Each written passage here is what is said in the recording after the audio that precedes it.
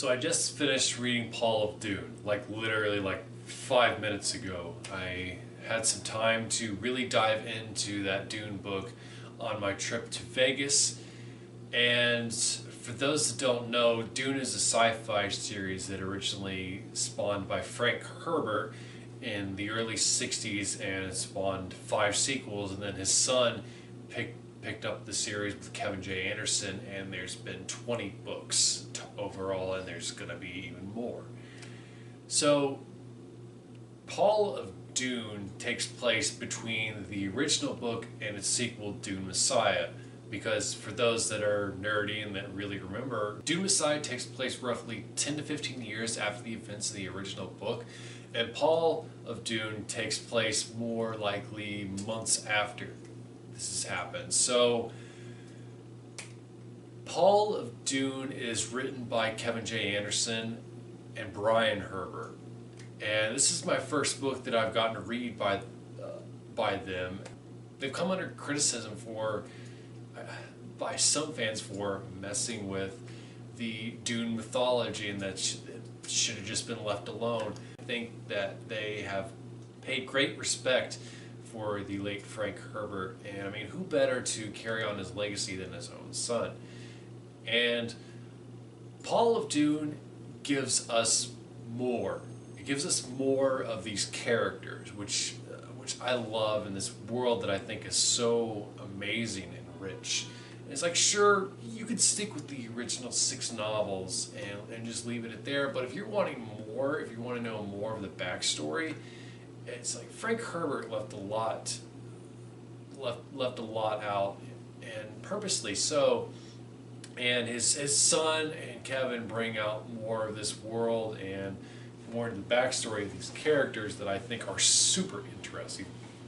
The Dune world has so many characters that it dives into, and the complexity behind Paul is on full throttle in this book.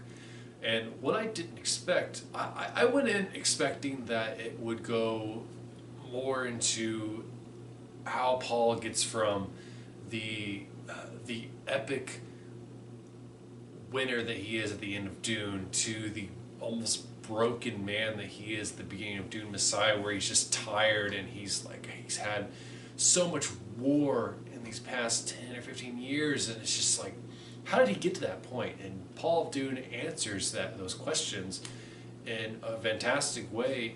It shows all these assassination attempts and essentially all these wars and these battles where Paul has to trade the lives of millions to save the lives of billions, and that's a tough decision to make.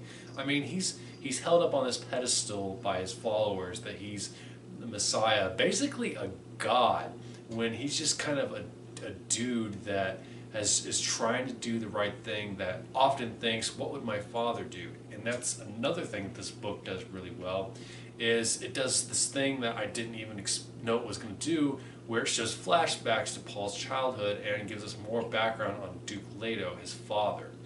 And Duke Leto is a really great character. He's one of my favorite characters from the original book, so seeing him come back in these flashbacks and getting to learn more about him and these sort of parallels between his rule and the mistakes that he made and Paul's rule and the mistakes that he's making is really fascinating.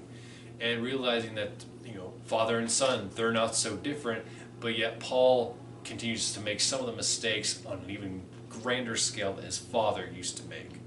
Unfortunately, there are characters that I really loved from the original book that don't make hardly any appearances except for in flashbacks, like Gurney and Lady Jessica, who is my favorite character in the series. However, Princess Arulan, and I'm probably butchering that name, is one of the best characters in this book.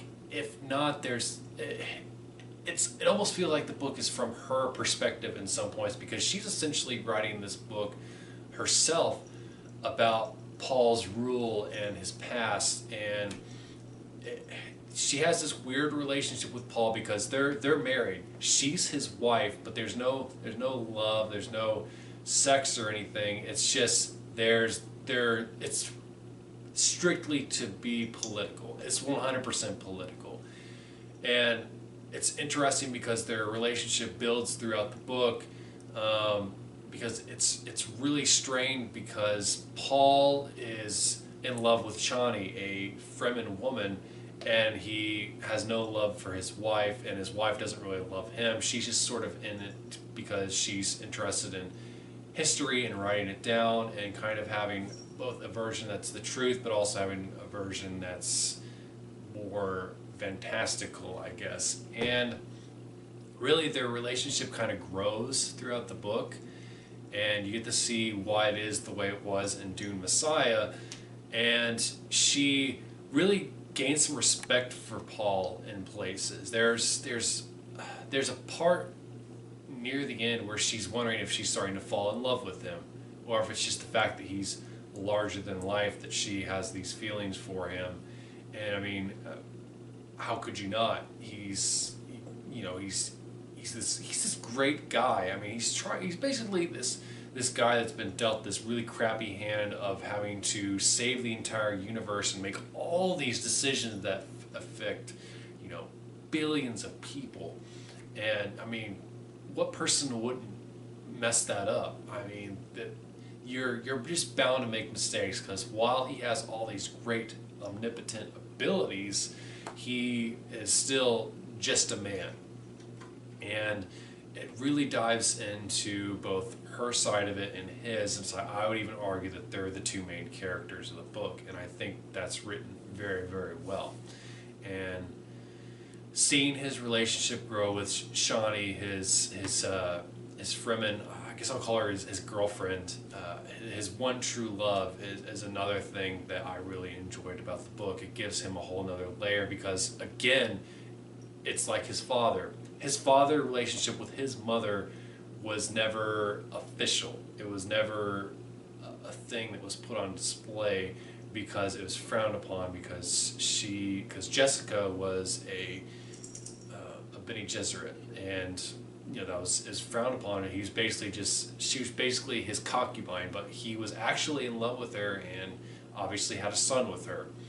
And I mean, the parallels are just insane, because Paul ends up doing the same thing as his father, again marrying a woman that society would frown upon him marrying, but he loves her unconditionally. Again, I think Paul of Dune really expands on a lot of things, and it brings some things to the Dune universe that I really enjoyed. It has a lot of really great action. That's what my one nitpick with some of the Frank Herbert Dune books is, that the action is hinted at times, and it's often skipped over or just left to a couple sentences, where Paul of Dune has battles that take place in pages, or hand-to-hand fights that are very, very well written, and the several assassination attempts on Paul's life, it's like, obviously, even though he appears in Dune Messiah, so he's obviously not going to die, the way that it's written is very tense, and you're worried for those around him, and how it's going to affect the way that society sees him. And again, it's just how he has to deal with these things constantly, because there are parts in the book where he's just like, I would just love to walk off in the desert with Shani and never come back. And I mean, there are times where he almost does that, and you get why, because you're inside this guy's head constantly, and it kind of sucks to be the Messiah. It just really does. I mean, no wonder Luke Skywalker was so down in The Last Jedi. But yeah, my things that I didn't like about the book, I think, and it's often a gripe with all the other Dune books, is I don't think the political stuff is as interesting as some of the. It's a double-edged sword, because sometimes it's good and it adds to the story, and other times it's just like it just goes on way too long. It's just I'm more interested in how these characters interact rather than the constant backstabbing and the constant, the plans within plans. It's like we go back to the original emperor, who has been exiled on this planet all by himself and is basically, a former shell of himself. And it's like we get a couple scenes like that, and it's like I think those are my least favorite scenes in the book. It's like while it's interesting, it's like they do it 4 or 5 times, so I think maybe once would have been sufficient enough.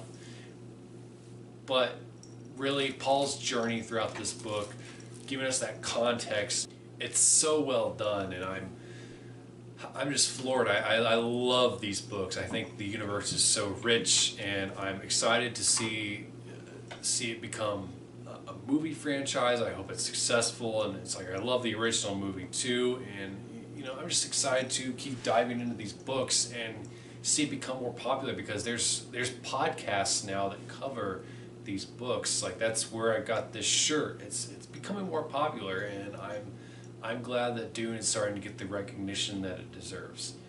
As always, thanks for watching. Comment below, let me know what your favorite Dune novel is, or what your favorite sci-fi novel is. Let me know that below. And as always, if you like what you see here, you can click below to see more.